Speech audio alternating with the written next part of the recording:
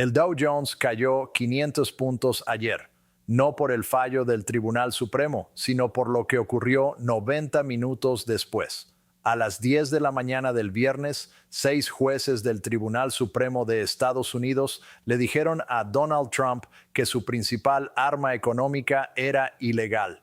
Para el mediodía, los mercados subían, los inversores celebraban, los analistas hablaban del fin de la era de los aranceles. Y a las 2 de la tarde, Trump apareció en un atril de la Casa Blanca, calificó la sentencia de profundamente decepcionante, dijo sentirse avergonzado de los jueces que él mismo había nombrado y anunció la firma inmediata de un nuevo arancel global del 10%, esta vez apoyado en una ley distinta.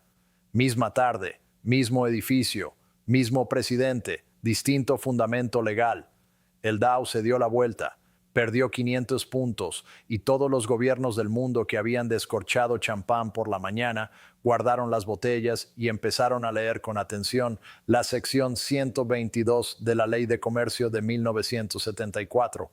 Pero esa no es la historia central. La historia real se está desarrollando en Ottawa, porque mientras los presentadores de televisión debatían si el fallo era una victoria o una derrota, el equipo de Mark Carney hacía números. Y esos números dicen algo que en Washington nadie quiere escuchar. Esta sentencia no debilitó la guerra arancelaria de Trump contra Canadá, la debilitó contra el resto del mundo. Y esa diferencia va a redibujar el comercio global de una forma que puede hacer que la posición de Canadá sea extraordinariamente más fuerte o peligrosamente más frágil, dependiendo de lo que ocurra en los próximos 150 días. Antes del fallo del viernes, Canadá tenía algo que ningún otro país poseía: una ventaja competitiva construida sobre el sufrimiento ajeno. Gracias al CUSMA, el acuerdo comercial firmado por el propio Trump en su primer mandato, cerca del 90% de las exportaciones canadienses hacia Estados Unidos cruzaban la frontera sin aranceles. Los aranceles de emergencia que golpeaban al resto del mundo con tasas de hasta el 35% apenas afectaban a los productos canadienses. Esa diferencia, lo que Canadá pagaba frente a lo que pagaban Europa, Asia o Sudamérica, era su foso defensivo.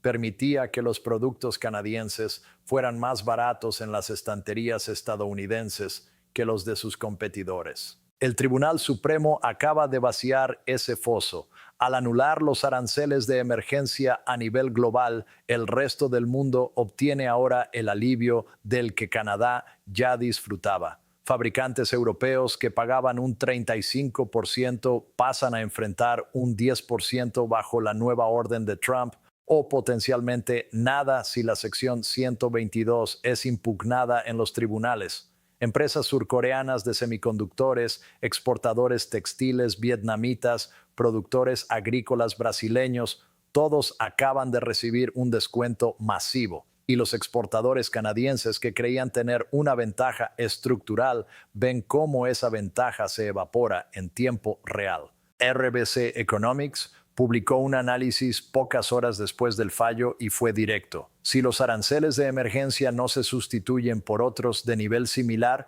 otros países podrían experimentar reducciones significativas y Canadá podría perder su estatus como socio comercial con los aranceles más bajos hacia Estados Unidos. La eliminación de estos aranceles, escribieron, es en realidad negativa para la posición competitiva canadiense.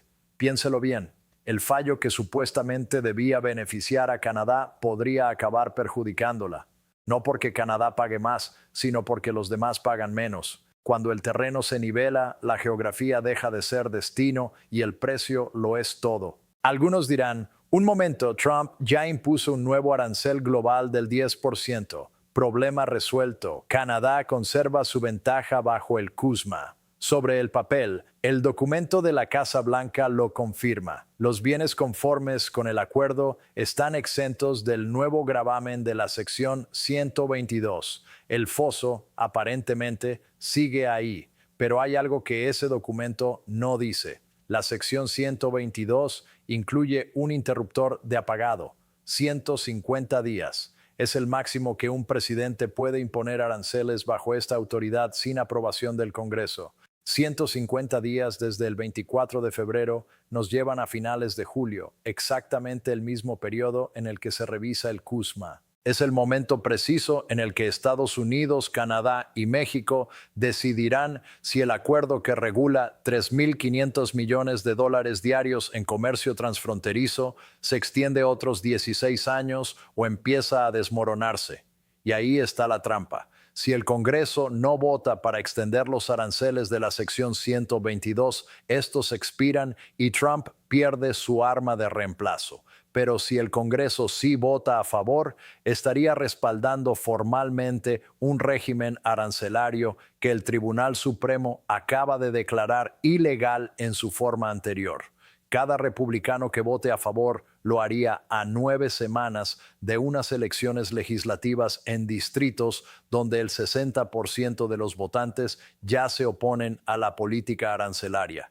Y la Tax Foundation calcula que el hogar medio paga más de $1,000 al año en impuestos derivados de aranceles. Eso no es una decisión técnica, es un campo minado político y todos lo saben.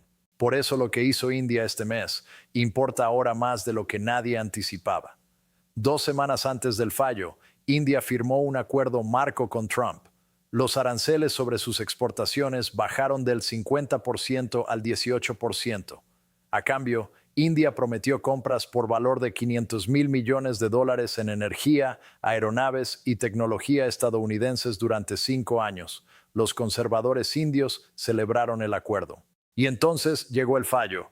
La reacción en Nueva Delhi fue de arrepentimiento inmediato. Analistas comerciales, algunos con vínculos previos con el gobierno, reconocieron públicamente que India debería haber esperado 2 semanas más y habría negociado desde una posición en la que el poder arancelario de Estados Unidos ya habría sido recortado por el poder judicial en lugar de ceder bajo presión.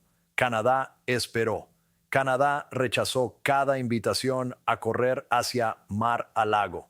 Mark Carney no levantó el teléfono para negociar bajo presión. Sus críticos lo calificaron de arrogante, sus adversarios lo llamaron imprudente. Pero el viernes 20 de febrero de 2026, el economista jefe del CIBC confirmó públicamente lo que el equipo de Carney llevaba tiempo calculando. Con los aranceles de emergencia anulados, Estados Unidos ha perdido palanca negociadora y la posición de Canadá en las conversaciones del CUSMA ha mejorado, al menos parcialmente. La paciencia como estrategia. Un ex banquero central frente a un magnate inmobiliario. Un hombre que pasó su carrera calculando primas de riesgo acaba de ver cómo el mayor activo de Trump era devaluado por el tribunal más alto del país. Y lo hizo sin conceder absolutamente nada. Pero conviene no confundir paciencia con celebración.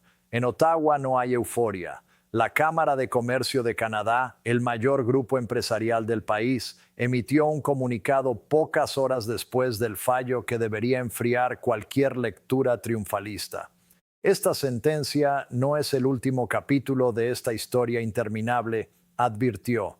Canadá debe prepararse desde ahora para nuevos mecanismos más burdos destinados a reimponer presión comercial potencialmente con efectos más amplios y disruptivos. No es el lenguaje de políticos ni de tertulianos, es el lenguaje de quienes firman nóminas y gestionan cadenas de suministro. Y tienen razón, porque lo que Trump mostró el viernes por la tarde no fue un simple plan de contingencia, sino una doctrina. Dijo a los periodistas que dispone de alternativas aún más fuertes que los aranceles anulados. Afirmó que el Congreso ya le ha concedido la autoridad necesaria y anunció que el representante comercial, Jamieson Greer, iniciará de inmediato investigaciones bajo la sección 301 contra países cuyas prácticas comerciales Washington considere irrazonables. A eso se suman investigaciones bajo la sección 232 sobre importaciones que supuestamente amenazan la seguridad nacional. Y de forma crucial, los aranceles ya existentes bajo esa misma sección sobre acero, aluminio, madera y automóviles canadienses permanecen intactos. El fallo del Tribunal Supremo no los tocó, nunca formaron parte del caso. Esos aranceles siguen plenamente vigentes hoy y explican la mayor parte del daño económico que los trabajadores canadienses han sufrido durante el último año.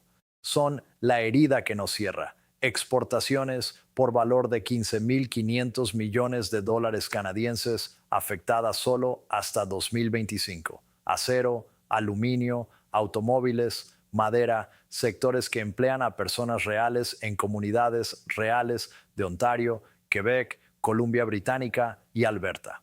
La sentencia no eliminó ni uno solo de esos aranceles, y la comparecencia de Trump dejó claro que su intención no es reducirlos, sino ampliarlos. Aquí aparece el llamado problema de la hidra. Se corta una cabeza y crecen dos más. Mueren los aranceles de emergencia y ese mismo día surge la sección 122. La sección 122 expira en 150 días. Mientras tanto, las investigaciones bajo las secciones 232 y 301 ya están en marcha para ocupar su lugar. Cada nueva autoridad tiene reglas distintas, plazos distintos y vulnerabilidades legales diferentes, pero la intención nunca cambia. Los aranceles continúan, solo cambia la casilla legal que se marca en el formulario. Y es aquí donde el reloj de los 150 días se convierte en la cuenta atrás más importante de la economía global. En ese periodo convergen varios factores decisivos. Los aranceles de la sección 122 expiran a finales de julio si el Congreso no actúa. Comienza formalmente la revisión del CUSMA. Y el 1 de julio, la campaña para las elecciones legislativas entra en su tramo final. En ese contexto, Janice Charest, 2 veces secretaria del Consejo Privado y figura clave en la gestión de crisis internas, se sentará frente a Jameson Greer con más margen de maniobra que cualquier negociador canadiense desde la firma del NAFTA. Porque Charest llega a la revisión del CUSMA con 3 certezas que no existían hace una semana. Primero, el Tribunal Supremo ha establecido que un presidente no puede imponer aranceles masivos de forma unilateral, amparándose en declaraciones de emergencia. Eso es precedente, es derecho constitucional y significa que la amenaza nuclear de hacer saltar por los aires el CUSMA y reimponer aranceles universales ha perdido su ojiva. Segundo, la sección 122 se extingue por sí sola en 150 días. Y el coste político de prorrogarla mediante una votación en el Congreso es prohibitivo en vísperas de las elecciones legislativas. Tercero, cualquier autoridad alternativa a la que Trump recurra exige investigaciones formales, conclusiones administrativas, periodos de consulta pública y procesos burocráticos que llevan meses. La velocidad y la flexibilidad que hacían tan peligrosa la estrategia inicial han desaparecido. Lo que queda es más lento, más limitado y mucho más vulnerable a impugnaciones judiciales. Carney pasó los últimos 12 meses construyendo alternativas precisamente para este momento, acuerdos comerciales en 4 continentes, una estrategia industrial de defensa que redirige el 70% de las compras militares lejos de contratistas estadounidenses, una asociación estratégica con China en agricultura y vehículos eléctricos, negociaciones con India, ASEAN, Mercosur y la Unión Europea, el puente del CPTPP ampliado, concebido para crear un bloque comercial de 1.500 millones de personas sin Estados Unidos en el centro. En Washington, todos esos movimientos fueron desestimados como teatro. Sus críticos los tacharon de postureo, insistiendo en que Canadá nunca podría sustituir el mercado estadounidense. Pero cada uno de esos acuerdos acaba de ganar valor, porque el fallo del Tribunal Supremo no solo limita a Trump, envía un mensaje a todos los gobiernos del mundo. La base legal de la supremacía arancelaria estadounidense tiene una grieta, y las grietas en los cimientos no se cierran solas, se agrandan. Esto es lo que significa todo esto para su vida cotidiana ahora mismo. Si usted es estadounidense, los 133,000 millones de dólares recaudados a través de los aranceles se encuentran hoy en un limbo legal. Trump fue preguntado directamente sobre si las empresas recibirán reembolsos. Su respuesta fue clara en un sentido y evasiva en otro. Habrá litigios durante al menos 2 años. Traducción: el dinero que usted pagó de más por bienes importados, los $1,000 anuales por hogar que calcula la Tax Foundation, está en las arcas del gobierno y el presidente no tiene intención alguna de devolverlo voluntariamente. Las empresas pueden demandar, los importadores pueden presentar reclamaciones, pero el consumidor, quien pagó precios más altos en la caja del supermercado, casi con total seguridad, no verá nunca un cheque. El dinero pasó por demasiadas manos. La cadena es demasiado larga. No existe un mecanismo capaz de rastrear un recargo arancelario desde un contenedor en un puerto hasta su ticket de compra. El sistema no está diseñado para eso. Y si usted trabaja en la industria manufacturera, la situación es aún más clara. Los sectores que Trump prometió proteger con estos aranceles han perdido empleo de forma constante. Las fábricas han cerrado, las plantillas se han reducido. Mientras tanto, el déficit comercial apenas se ha movido. El objetivo declarado no se cumplió, pero el coste social sí se materializó. El mismo día en que el Tribunal Supremo falló a favor de los importadores, el Dow Jones cayó 500 puntos. No fue una coincidencia. Los inversores entendieron de inmediato que la incertidumbre no estaba terminando, sino transformándose. No hay estabilización de las cadenas de suministro. Hay una nueva fase de inestabilidad basada en distintas autoridades legales, con plazos distintos y vulnerabilidades distintas. Y si observa esta situación desde cualquier capital que comercie tanto con Estados Unidos como con el resto del mundo, acaba de recibir la señal más importante de 2026. El Poder Judicial estadounidense puede frenar al Poder Ejecutivo, pero el Poder Ejecutivo reaccionará de inmediato buscando rodear ese freno. Los aranceles no desaparecen, mutan. La única protección duradera frente a esa mutación es la diversificación. Eso es lo que Canadá entendió antes que nadie. Para eso sirvieron 12 meses de acuerdos en 4 continentes. No para una sentencia concreta ni para una votación puntual, sino para afrontar una realidad estructural. La política comercial estadounidense se ha vuelto permanentemente inestable, con independencia de la ley que se invoque, del tribunal que revise las medidas o del partido que controle el Congreso. Hay 3 cosas que conviene vigilar de cerca. La primera es el reloj de la sección 122, 150 días.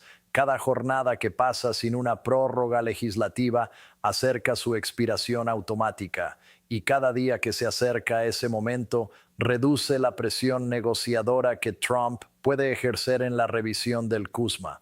La segunda es si Trump amplía las designaciones de la sección 232 para incluir nuevos productos canadienses, energía, agricultura, minerales críticos. Sería una vía indirecta para reimponer la presión que el Tribunal Supremo acaba de limitar. Si de repente el petróleo canadiense o la potasa pasan a considerarse una amenaza para la seguridad nacional de Estados Unidos, sabremos que la hidra está desarrollando una nueva cabeza. La tercera es lo que ocurra cuando las reclamaciones de reembolso empiecen a llegar al Tribunal de Comercio Internacional. Si el gobierno decide combatir cada caso individualmente y prolongar los procesos durante años, quedará claro si esta administración considera al Tribunal Supremo un límite real o una simple molestia administrativa. Un pequeño fabricante de juguetes de Illinois llamado Learning Resources acaba de derrotar al ejecutivo más poderoso del planeta ante 9 jueces del Tribunal Supremo. Fabrican osos de conteo para alumnos de primaria. Trump los llamó canallas, ganaron de todos modos. Y 90 minutos después, el presidente anunció que iba a hacer exactamente lo mismo utilizando otra ley distinta, atacando públicamente a los jueces que él mismo había nombrado. Eso no es el comportamiento de alguien que acepta una derrota, es el comportamiento de alguien que cambia de arma. Y al otro lado de la frontera, un ex banquero central que pasó 12 meses siendo ridiculizado por negarse a coger el teléfono se encuentra ahora en la posición negociadora más fuerte que haya tenido un líder canadiense en una generación. No porque un tribunal estadounidense fallara a su favor, sino porque construyó un país que no necesita ganar en los tribunales de Estados Unidos para sobrevivir. El reloj de los 150 días empezó a correr el viernes.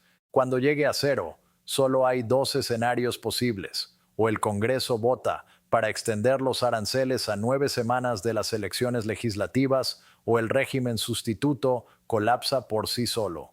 Cualquiera de las dos opciones altera de forma decisiva la negociación del CUSMA. Cualquiera de las dos reconfigura el comercio continental. Y cualquiera de las dos valida o destruye la apuesta más ambiciosa que haya hecho un primer ministro canadiense en décadas. La apuesta de que la paciencia, la preparación y las alternativas pesan más que la bravuconería, las amenazas y una cuenta en redes sociales.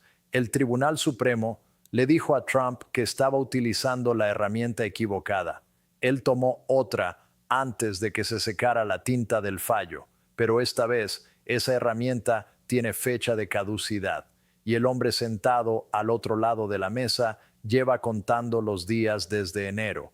Conviene prestar atención a los próximos 150 días. Cuando el reloj llegue a cero o el muro arancelario se mantiene en pie o se derrumba, y el país que pasó 12 meses construyendo puertas en todas las demás direcciones será el primero en cruzarlas. Si quiere entender cómo se mueve realmente el poder mientras todos miran los titulares, suscríbase y active las notificaciones y deje un comentario diciendo qué le preocupa más: la posible expansión de la sección 232 o el choque con la revisión del CUSMA, porque esas dos líneas temporales están a punto de converger. Y esto, créame, apenas empieza.